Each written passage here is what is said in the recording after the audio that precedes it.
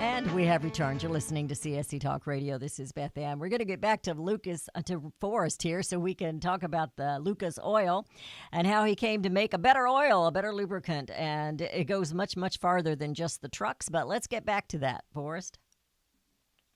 All right.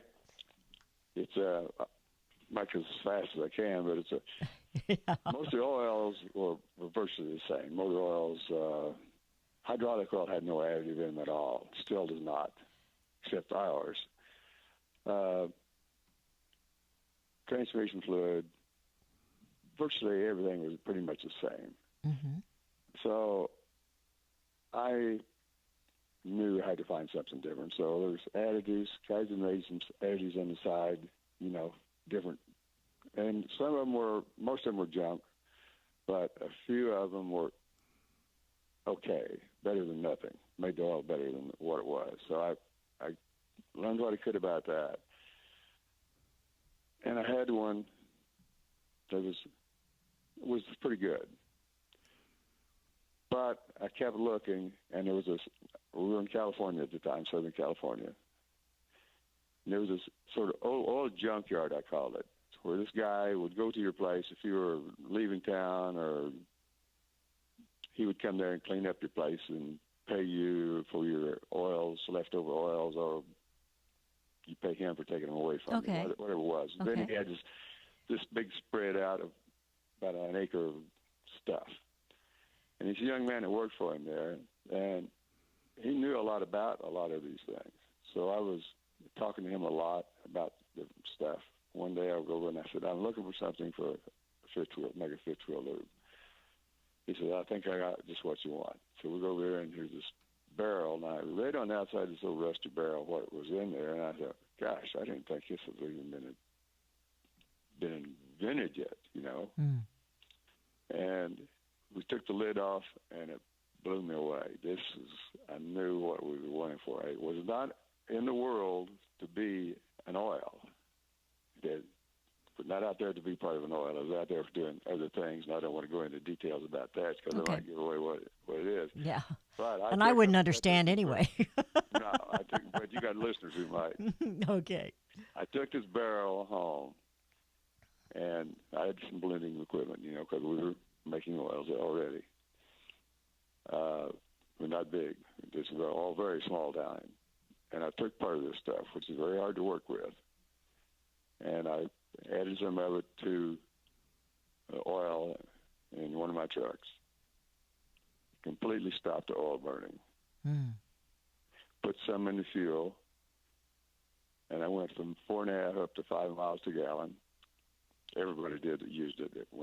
And that was a lot. But it took all the smoke away. It caused all the smoke to burn. So we were cleaning the air as well. We were also getting fuel mileage, an extra fuel mileage, which was a big deal. Put some in the gearboxes, smoothed everything out, cool it down. They didn't get hot going up the hills anymore. Amazing. So I did more and more testing, and, you didn't have to worry about putting in too much. So if something really wore out, you could still stop it from burning oil. You could keep it going. If the rods were knocking, you could stop it from knocking. And then we made one for automatic transmissions later on. The next step was I got the truck stops with these two here because I knew everybody was having the same problem I was having.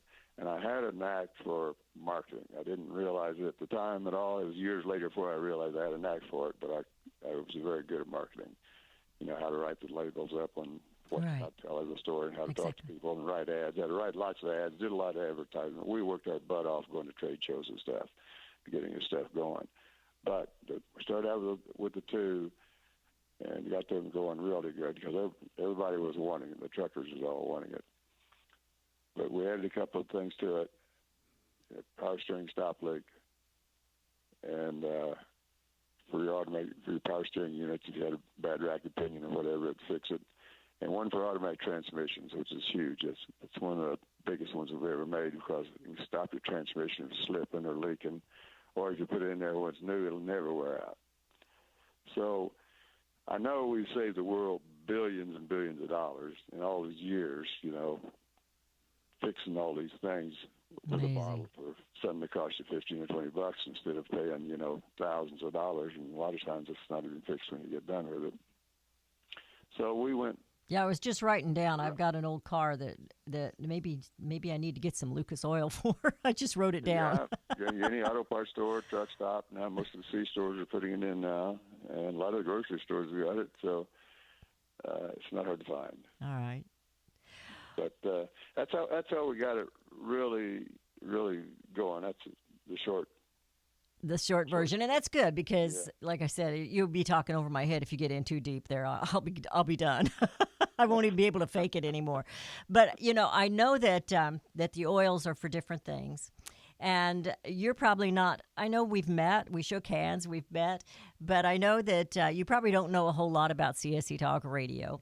Well, where I came from was my late boss was the Derry Brownfield of Common Sense Coalition, and when I started this show, it was to be the voice of rural America, and I've tried to keep it that way. And you and I both know that rural America is not like any other part of America. We are the flyover states. We're the ones that are forgotten most of the time, and I intend for us not to be forgotten. We'll have a voice, and I keep telling my listeners, if you make your voice heard, you're not going to be forgotten. And but I have some listeners, and we stand for the Constitution. We stand for our Bill of Rights. We stand for rural America. We stand for businesses, life, liberty, and the pursuit of happiness, property, and prosperity. We believe in all that. So I have some listeners that go to the National NRA conference, or whatever they call that every year that they have, and they were telling me about the Lucas oil products for the guns, for gun lubrication. So I wanted to visit with you just a tiny bit on that. We came out, actually, one of the first products I made was our original gun oil. I had some guys in California had a bunch of old Tommy guns, and they liked to go out shooting, but they were always locking up on them. So one of the guys asked me if I could make them a gun oil. So I did.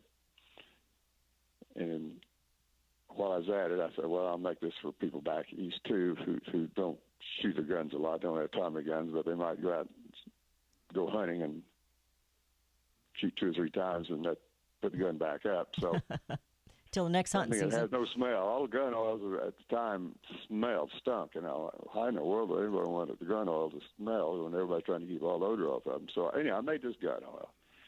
It didn't smell, and it didn't rust or anything, and we put it out there for years. It's still a big seller, but a couple of years ago, in fact, we came out with another one for somebody who came in and wanted one for the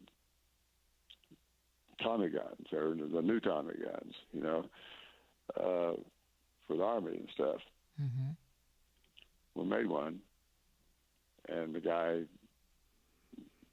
didn't come back and buy it. He came back and bought a little dab, but he was supposed to be a big distributor. He was not. So one of my guys said, what are we going to do with this? I said, well, let's label it up and put it out there in the world and see if we can sell it ourselves.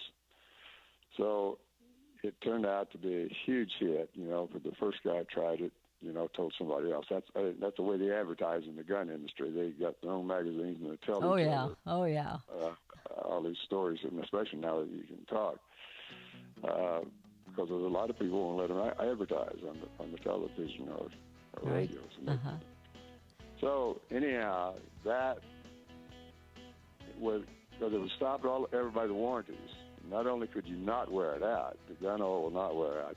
You want to run for as long as you want to. There's a lot of different products there, but in the line. I hear you getting ready to come back on again, but yeah, anyhow. We are. We're heading in. I was going to say it's a shame you can't make that oil for our knees and our elbows, so they don't wear out. You'd really have it made, wouldn't you? Wearing out, it will. We are headed into a break. When we come back, Forrest, I want to visit some of the things that have brought you back to the farm. You're listening to CSC Talk Radio. This is Beth Ann, and Forrest and Beth Ann will be right back.